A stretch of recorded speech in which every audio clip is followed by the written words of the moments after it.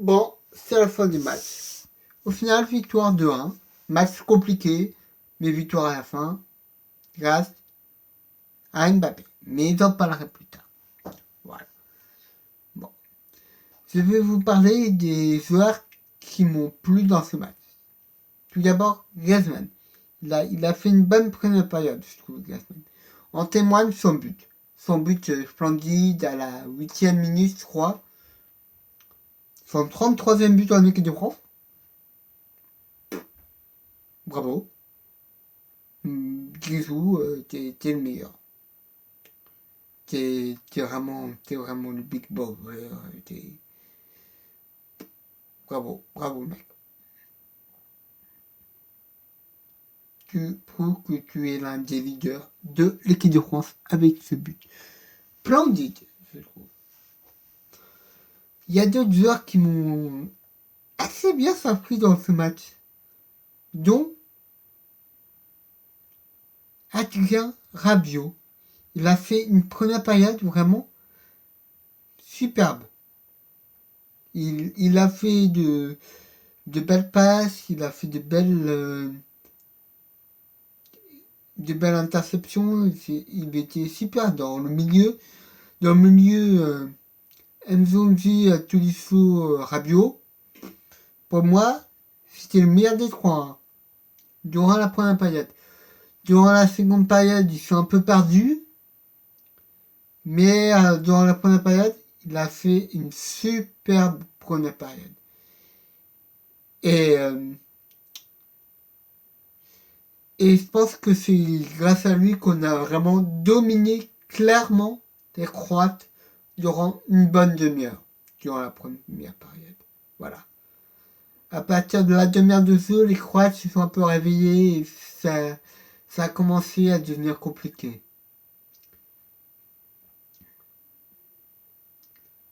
Mais Lloris était là. Voilà. Lloris a fait de très belles interventions, dont une à la fin dont je m'en souviens, une intervention qu'il avait fait en 2 temps.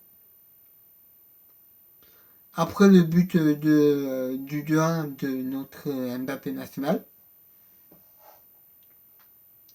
Ouais, je me souviens, c'était Kramaric, je crois, qui avait tiré. Et donc Lloris, il a capté en 2 temps. Et franchement, c'était un bel arrêt, je trouve. Voilà, donc Lloris, il a fait de beaux arrêts, voilà. Il a bien joué.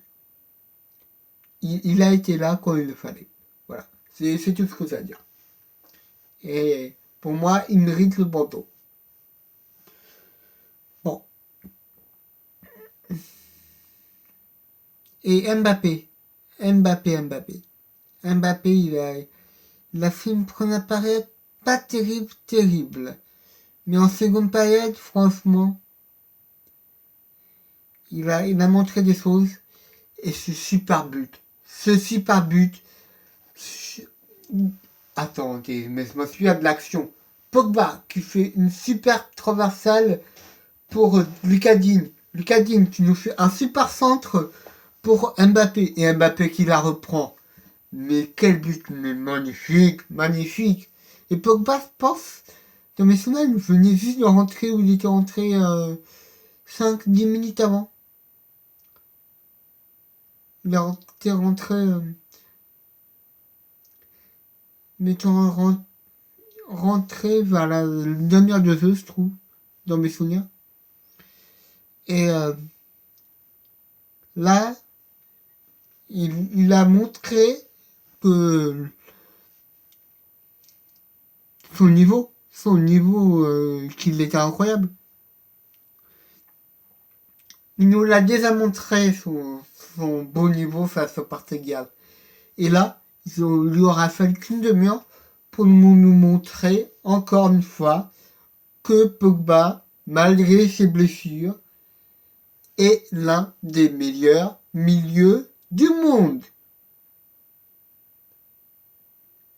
Voilà. Et Lucas Digne, en passant, il a fait un super match. Même si il a mal commencé son match avec ce carton jaune, mais je pense que la faute, il était un peu obligé de la faire.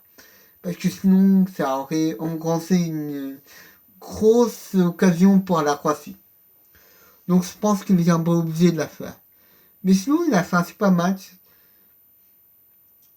qui s'est terminé avec bah, la super passe décisive pour Mbappé.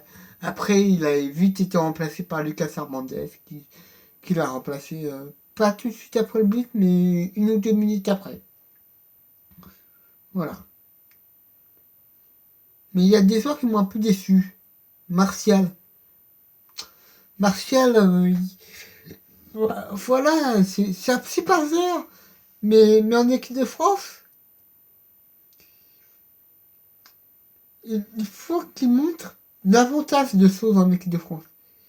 Il joue bien. D'accord, il montre des choses. Mais il faut qu'il montre davantage.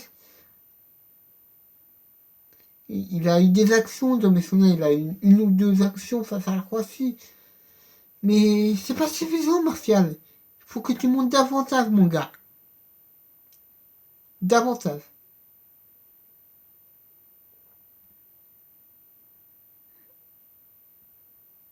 Ouais. Donc, voilà, le score final 2-1. Pour moi, c'est une victoire compliquée, mais méritée. Voilà. On est toujours, en passant, on est toujours second de notre groupe car le Portugal a gagné face à la Suède dans mes souvenirs 2-0.